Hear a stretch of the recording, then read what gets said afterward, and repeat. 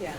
Good evening, everyone. Tonight is the Town Council special meeting, Tuesday, February 11th, 2020, and on tonight's agenda is the presentation of the 2020 to 2021 Town and Board of Education budget. No, that's not this one. Oh. This is the budget workshops. Workshop. Yep. So tonight, Carl will be presenting the budgets for review. So at this point, Carl, you're on. So you have the schedule in your binder book. The budgets we'll review this evening. So I'll walk you through the individual budget, point out any highlights of the individual department, any differences between what the department request was and what I'm putting forward. And of course, if there's questions or if you want to make further revisions to the budget, this would be a good time to start telegraphing areas that you want to make revisions to. So the first budget for the evening is the manager's budget. The majority of this is salary, which is salary for the manager, Mary, our part-time receptionist, and then the stipends that are paid to the individual council members. Rounding out the rest of the expenses is our contractual obligations per my employment agreement for the automobile allowance. We've got general supplies, which picks up general office supplies and a postage meter and repairs and maintenance for maintaining equipment.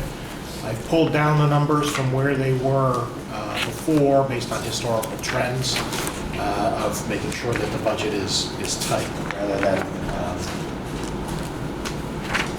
leaving a lot of flex in that in this individual departmental budget. Next is finance. So the total bottom line for the finance department is actually proposed to decrease by -3%. This is a reduction at the request level, which is carried across at the manager's proposed level. Again, you've got a majority of salaries for the finance department. The stipend paid to the treasurer also comes out of this budget. There's travel expense associated with going to meetings for further professional development. The largest other line item in this particular budget is under technology for the IT system that the finance department utilizes. Yes, Carl, sir? what's the accounts payable at the bottom there? That's an employee. That's an employee? Correct. Okay. So at the bottom, you've got this individual positions: finance director, assistant finance director, payroll clerk, accounts payable, and then the elected treasurer and their stipends. Do you want us to keep questions to the end, or do you want us to ask as we go through departmental budgets? Probably more efficient to do it when you got it. All right. So I have a question on the expenses related to travel. So the Board of Finance last year cut all travel expenses, and that put the obligation onto individual departments, yet the individual departments did not have that expense within the department. Are you going to accommodate that now in individual department budgets? So for example, the selectmen budget, the finance budget, I know human services had a substantial amount of travel associated that we are trying to put that line up specifically to the grants that they're working on or projects. Have you decided how you want to handle it? I think if you look at the budget, you'll see that there's a line item for travel expense, and as we go through other budgets, you'll see that populating again. If you're going to pay for travel expense for staff, it should really be buried in their individual budgets. It shouldn't be some line item that's sequestered down in Other government? the other general government is what the prior practice was. Yeah. To put one big pot of money in there, it really should be something that you can see, and then just for transparency's sake, you can then also model for what the individual utilization rate is for the individual department. Yep. Carl, the assistant finance director's salary goes up quite a bump there. Is that, what do we attribute that to? So if you look on the coding next to the titles, NU is a non-bargaining unit individual. SU is in the supervisors union, so that's a union step increase. And CU would be clerical union. So you're dealing with individuals that have step increases based on their years of service with the town. As I noted the other night, and it's in the budget message, individual wage increases are not assumed in here beyond step increases. So if there's a general wage increase that's subject to contract negotiations, you're not going to see that in the individual departmental budgets.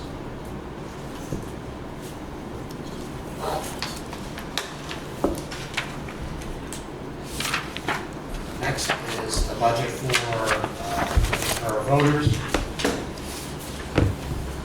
So your individual line item here is to provide for the wages for the registrars and then additional assistance and helps for election workers.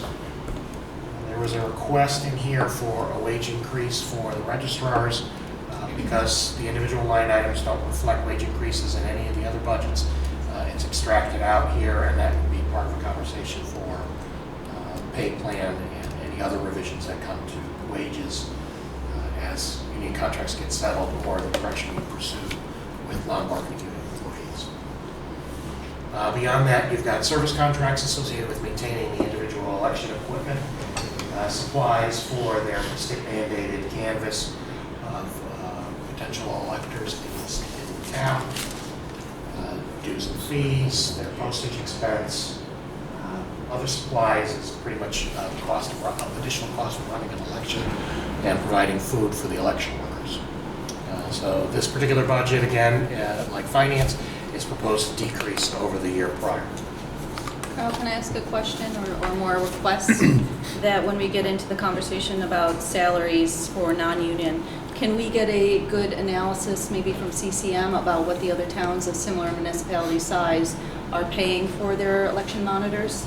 I know the role is substantially increased over time, their duties, yet I don't know if we're paying a commensurate salary for them or stipend. I would look to the registrars. If you've got something out of ROVAC, that would be more accurate than CCM. I just went around and did it myself. Do you want me to pass them out to everybody?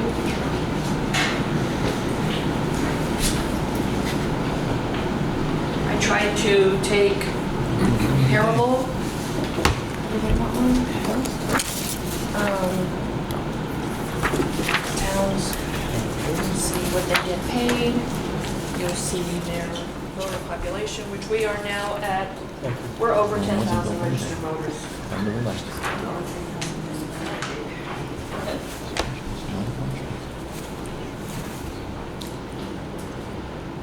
Carl, you have one, correct?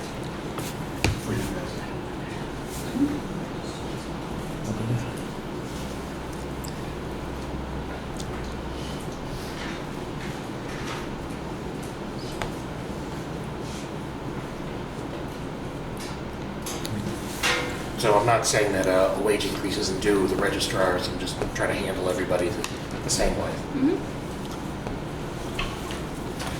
If there's no more questions on elections and meetings, next up is town clerk. Town clerk's budget, again, is proposed to decrease over the year prior. The largest cost center is going to be salaries for the town clerk and the assistant town clerk. Both those are unionized positions. There is no part-time account. Travel expense, again, is appearing, as I stated earlier, that will be appearing in everybody's budget. Other professional services, or other professional and technical services, this is part of the microfilming expense associated with individual records of the town clerk's office. General supplies includes their stationery and postage. Individual election cost associated with printing the ballots and the like that comes out of the town clerk's office and making absentee ballots available. Other items like program costs are associated with the dog licensing program. Not much here that's not mandated or required for the individual operations. So the town clerk office has a number of grants, and in the past year, some of them were used for purchasing of items. Is there anything that's been earmarked for this year? This is the operating expense side of the budget, so the dollar fund and the historic records fund are go towards capital, and that's usually for historic records preservation. The intent is for purchasing of shelving. Would be coming out of her grant, not individual operating expense. And if you look historically, you really haven't been using those resources to pay for the basic operations of the clerk. No, we have not.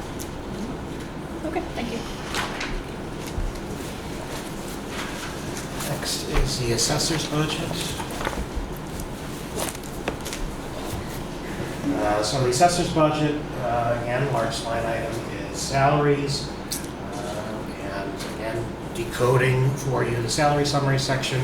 The assessor is one union and then the other employees are in another union. So salary appears as will become the theme. There is an added expense that hasn't been in this budget for a few years now, which is the other professional technical services line at $4,500. That's an expense for updating the tax maps, and it's more of a GIS type project.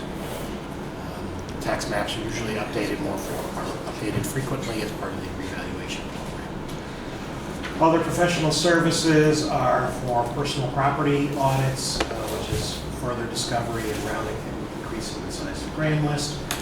Your technical services pay for Vision, which is the software system that the assessment records are kept and preserved on.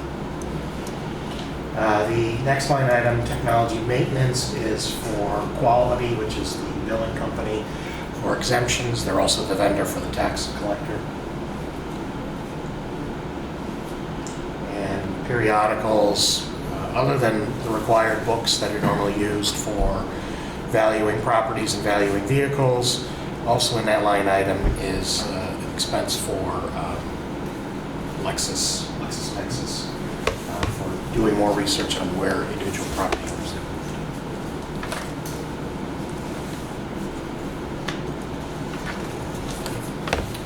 moved. Questions on assessor? That takes us to the tax collector's office. The tax collector's office has a small increase at 0.29%. Again, salary is the largest cost center.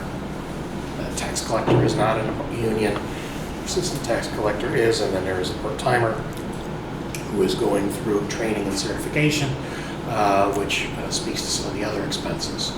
You'll notice that we have zeroed out the other professional services, which had a one-time expense of $2,500. That was really for a collection attorney. We haven't had to bear that cost for a collection attorney, and his fees would be picked up at any rate within any collections that he received, so we've just removed it from the budget. It wasn't an expense that the town has borne, so there was no point in keeping it in the budget as something we were going to tax for. Travel expenses in for the department to go to their individual training sessions. Postage is included for mailing of bills, make sure that we're getting our tax income coming in. DMV expense is state mandate in order to make sure that we're synced up with the DMV to capture individuals who are delinquent on their motor vehicle property taxes. And just like the assessor, you've got a subscription to LexisNexis, again, to help square property addresses with property owners and individuals that moved. Why is there such a huge jump in that? It's an increase in the fundamental cost of what the license is for LexisNexis. It used to be a smaller flat fee. Now it's up to an increased fee of, I think it's $100 a month. So it's just changing how the vendor is pricing their service.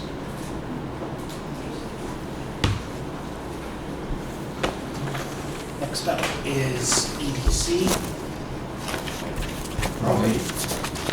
Probate, it is what it is. Regional probate system. This is our cost for it. You'll see it's flat compared to the year prior. So there's a 0% increase of the $4,500 budget. Now to EDC.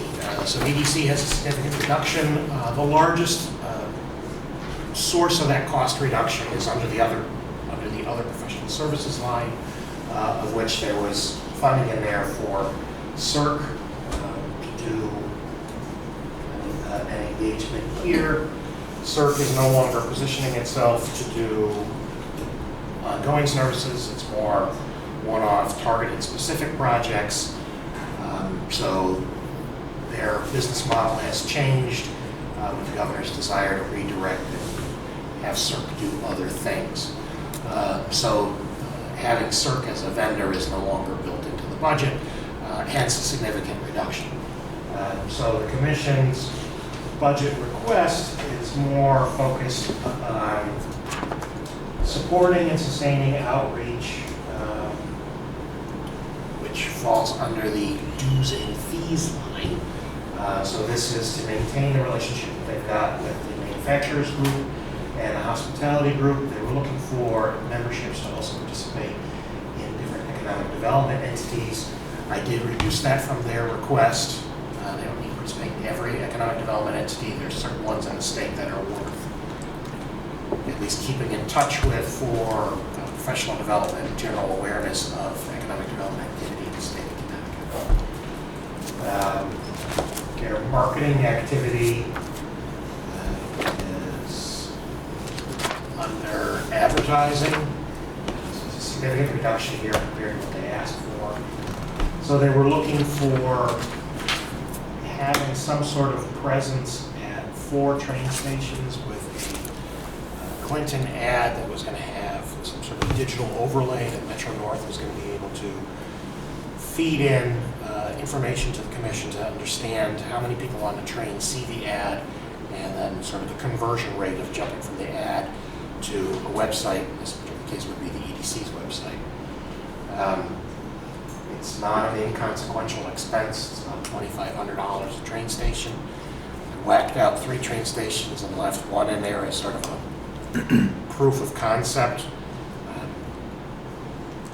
In terms of putting the cart before the horse, probably be better for the EDC to finish up a marketing plan and what their web content is going to be, and then sort of incrementally build towards it rather than kind of putting everything in all at once.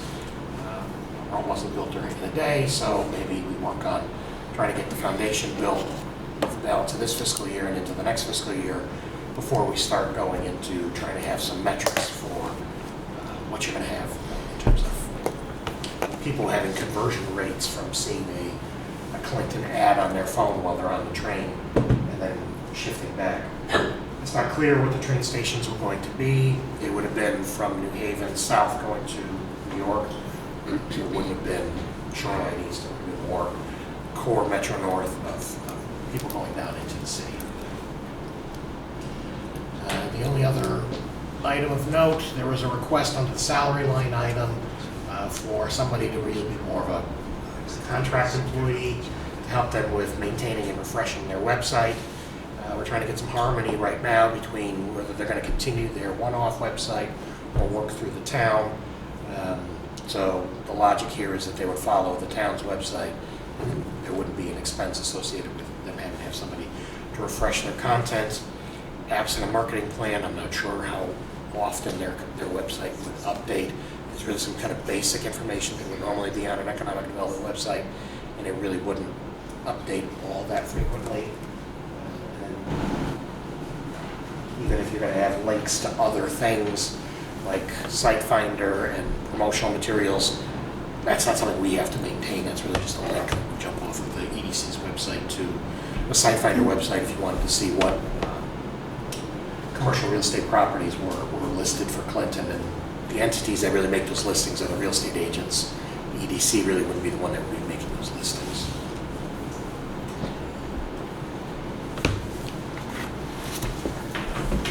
Questions on EDC? That takes us down to inland wetlands. So inland wetlands, you got salaries, the single largest line item. You have the zoning wetland enforcement officer has a step increase with her position. Anticipation is that she will be operating as a full CEO in this fiscal year. And then there's a clerk who's in the clerical union. So these are wages per the union contract. Beyond that is training, further interaction with CACIWIC, which is the statewide organization for in the wetlands. Other professional services is an engagement with contracted town engineer to do flood reviews. Got a line item for postage, general line item for office supplies, and other line items, other items is for a mapping expense.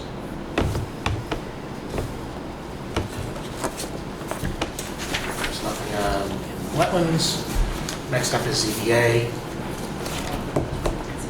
Pretty much a flat budget compared to the year prior.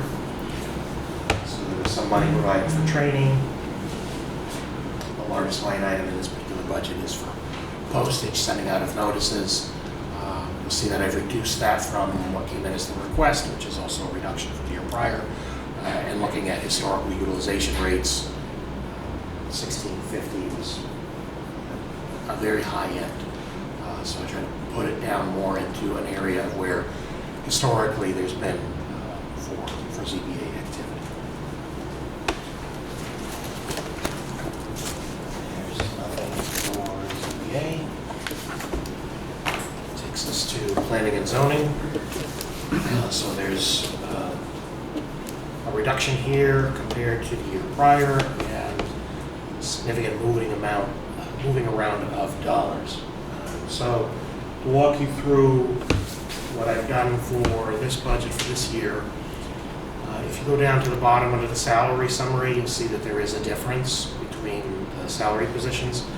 So the other half of the salary for the zoning wetlands enforcement officer, which half of it was in inland wetlands, the other half now appears here. And then you've got a clerk who has now been hired, so it's not open. So that's the entry level position there. So there's a reduction in that union salary because you've got somebody coming in new versus somebody who's worked their way up to the different steps. The position that was in there for director of planning, I've removed that and codified the contractual relationship of what we've had with the professional contract planner, which is why the other professional services line item is larger than it was last year. I guess the rhythm has been transfers or journal entries were being made in the finance department between the salary line item and a contractual line item to pay for the contractor. So this is just more intellectually honest in terms of what you're doing in terms of an operating model. If you wanted to hire a director of planning, that salary is a little bit on the low end of the scale for communities of this size and certainly not in this market area. And the way the budget has been built in the past, you didn't have budgeted funding for employee benefits for the position. So it would have been arguably a little difficult to hire somebody if you didn't have the benefits with it to go along with the salary. So this maintains the practice of the existing employees you have, maintains the existing practice of the contractual professional planner, and sort of the longer term strategy would be to revisit a director of planning once there's a little bit more stability in land use generally in the community, and then try to put the full cost to the planner in, make sure there's employee benefits to go along with the wages, and then crossing that bridge for what that wage is going to look like in terms of what's competitive for this market area and the tasks that we're really asking that individual ultimately to take on. The training line item is reduced compared to what the request was, and that's simply the good fortune of the individual that was hired as the planning clerk, that we don't need to give them the extensive training that we were anticipating, getting somebody fresh off the street. The additional expense under other professional services is, again, the town's contracted town engineer to do some consistent flood reviews for applications that come in. Postage, it is what it is, and it's maintained as what was requested. General supplies are office supplies for the department. So it's proposed to go down, and in terms of service provision is not going to be changed from what you're doing at present. It's just making sure the line items true up with what your business model has been. Carl, what would be an appropriate salary if we decided to go with the director of planning? Is that, we're looking at six figures? No. You could pick one for about 90,000. It's really kind of what are you looking for? My take is that the needs of the community would be such, you need somebody who could be a strong administrator to provide leadership and direction for that departmental area, not just a planner per se. There'll have to be heavy engagement with boards and commissions to help guide them and direct them, so I don't think you want somebody that's fresh out of school or somebody that was a junior planner coming out of a COG or something like that. You're going to want somebody who's got some seasoning and experience. So you're probably looking in the $80,000 to $90,000 range, depending on who's in the marketplace at that point in time. So when you look at some other communities, Saybrook is well into the 90s for their particular position. You got a couple other communities that are covering it with a part-timer, which whether that is a good model or not is another matter. But even sort of the coastal Connecticut area, you're still pushing in that 80s range. And then you have to include benefits, employee benefits, which was not in the budget in the past. So to revisit it in this budget, you've got to increase the employee benefits, which is under other general government, to make sure you're providing the full employment package for that person.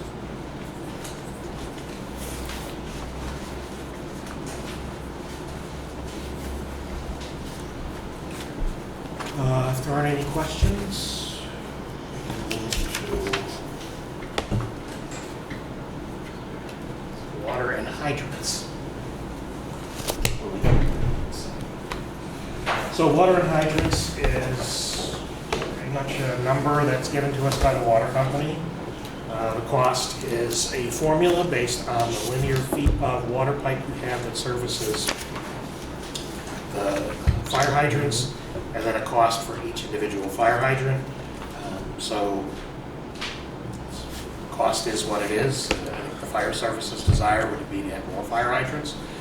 So that would be something that would drive the cost of this particular line going up. And then whatever kind of rate setting that comes through Pura would also drive where this particular expense goes. The request line is trying to model where some numbers might go. So I made a command decision under the manager's recommendation. Put something in there that falls sort of looking at the lower end of the range, sort of looking at where historical increases have come out of the water company for that line item. We wouldn't normally get a better number from them for a while still, so try to put something in that's conservative but also reasonable. Nothing from the water company. Street lighting is next. So this is your lease payments for taking over the street lights and the upgrade to LEDs. So this year is the last year of the lease agreement. So next year, you don't have any of the cost of electricity. So you'll see this line item drop significantly when you're looking at next year's budget once the lease payment has burned off.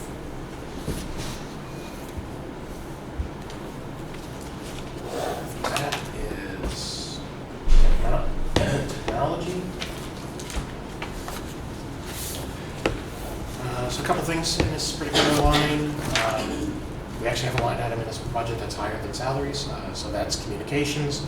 That's dealing with the cost for cable, video, there's a fiber expense in there. You're paying for your IT infrastructure.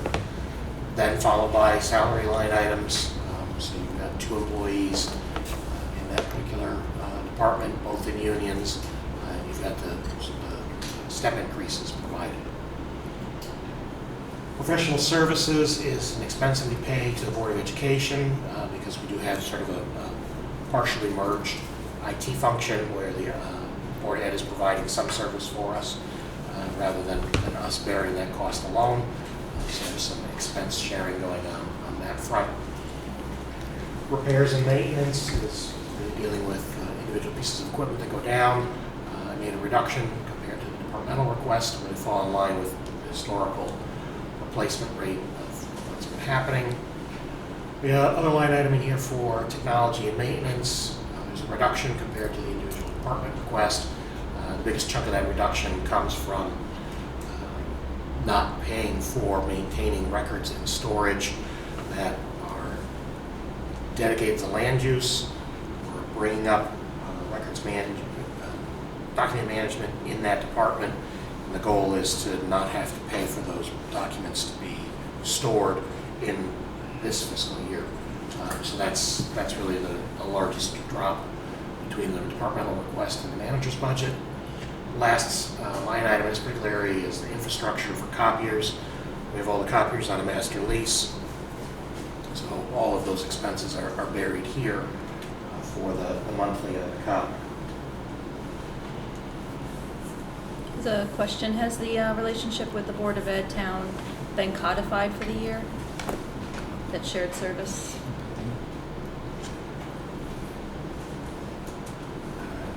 By the nose. Codified. There's a written agreement that's supposed to be in place. It expires though annually. I don't know if Ivan knows. The Board of Ed usually takes it on and sends it to the town. Has been advised by the Board of Ed yet. The intention and what this budget articulates is sort of continuing the relationship. Next up is building. So you've got 2 union positions in this budget. Budget shows the step increases for those unionized positions. The rest of the line items are relatively small. So you've got other professional services, which is support for the building official for outside plan review. If we've got something coming through of a more technical nature, this gives him some money to bring somebody else in to provide additional support for his individual plan reviews. Inspection coverage helps to pay for if somebody has to be brought in for vacation, if we have issues going on while the building official's on vacation. The reduction from the departmental request to the manager's recommended is more of a truing up of the historical utilization rate of this line item. Software maintenance and tech support is what it is. It's a fee from the vendor for the software system utilized by the department. General supplies are the office supply line item. The other equipment safety at $150 is personal protective equipment and any tools, since the building official is out in the field, out and about, and in construction sites in various phases. Dues and fees are for his professional associations. And then training and code books. The request is to have this higher than what it's been in the past, with the anticipation that the state is going to be agreeing to a new code. So that would necessitate additional code books going up. And I made a slight reduction in that line item. I'm not sure whether the code will come through or not. It's my own personal judgment. Not a knock on the building official, really more the speed at which the state would promulgate the new code.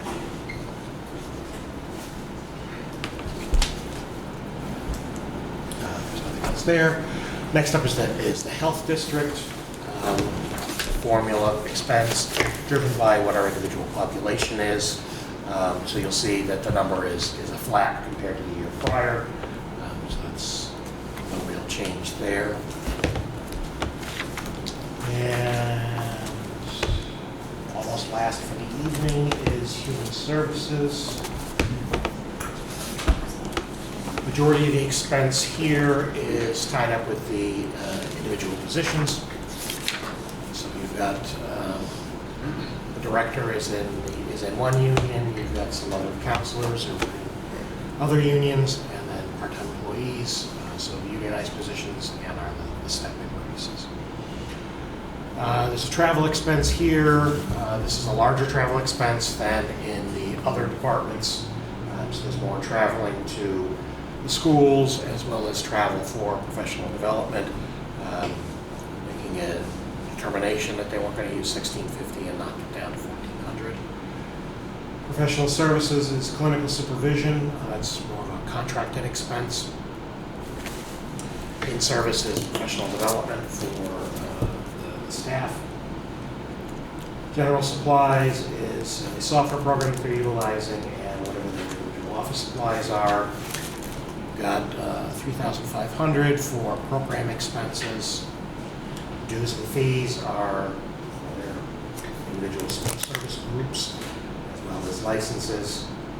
The program cost of 2,500 has, or the request of 2,500 and my recommendation of 2,000 has nothing to do with human services. This is a budgeting for a veterans program where we're providing wreaths for the veterans. Not sure why it's in human services, but it is. So the reduction of from the 2,500, which is what was provided for the fiscal year we're in right now, again, is more truing up based on what the actual utilization rate has been for the program. The last line item of other items for resident emergency, this historically has been funded by the town at $5,000. The director was asking to increase that up to $10,000 with the notion that this was to help leverage additional funding out of Families Helping Families. I'm not arguing that there isn't a need in the community, just it is not an ask that has come from Families Helping Families. So I put it back down to where the historical funding rate has been. Carl, I couldn't hear you on the veterans line item cut. What was that related to? It's a veterans wreath program, Wreath, I'm sorry. Wreath. Thank you. circular green, and it really hasn't exceeded the $2,000 mark. So I took it down to reflect what that, again, that historical trend rate has been.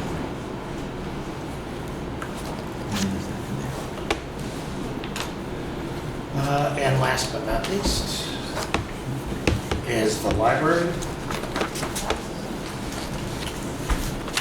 So the library has proposed an increase in their grant request out of the town compared to what came in the year prior.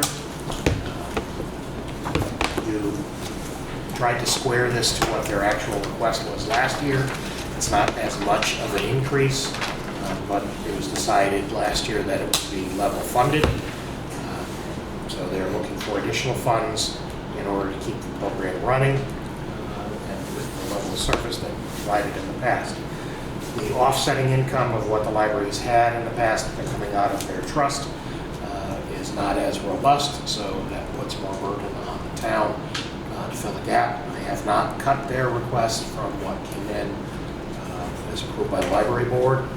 There may be opportunities for us to look at shared purchasing between the town and the library on insurance and electricity and the like, but given what time it will take to get that done versus this budget request, pushing through the dollar amount as requested by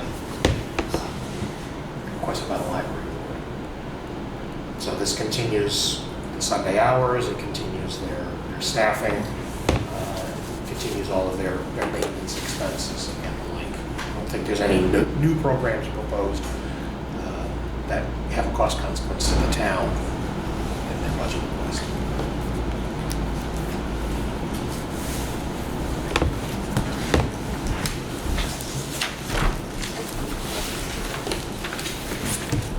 That would be it for this evening. So you have questions or further indications of reduction in modifications? Could I ask you to go back over one thing? The number, under the planning and zoning budget, could you go over the other professional services again? Yep.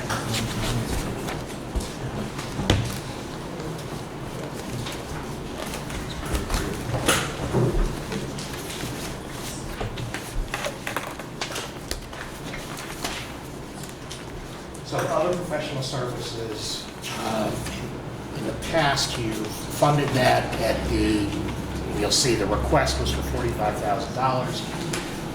That is in this particular case, if you look at just the request line, that $45,000 funds the town engineer, who's also a contracted service, to look at consistent flood reviews. So there's an engagement there, and then there's an engagement for work on writing zoning regulations for the town. The reason there's an increase from departmental request of $45,000 to the manager's recommendation of $93,000 is that I then added in what the cost is for our contracted professional planner. The consultant. The consultant. Oh, okay, all right. So I that get it. accounts for him to Okay. come out of a line item that he should have been paid out of, rather than booking his expense against a salary line item, I get it, okay. and then moving the monies down. So it's more, from an accounting standpoint, more honest. Thank you. Good. Anybody else? Okay, thank you, Carl. We are good. Thank you. Carl.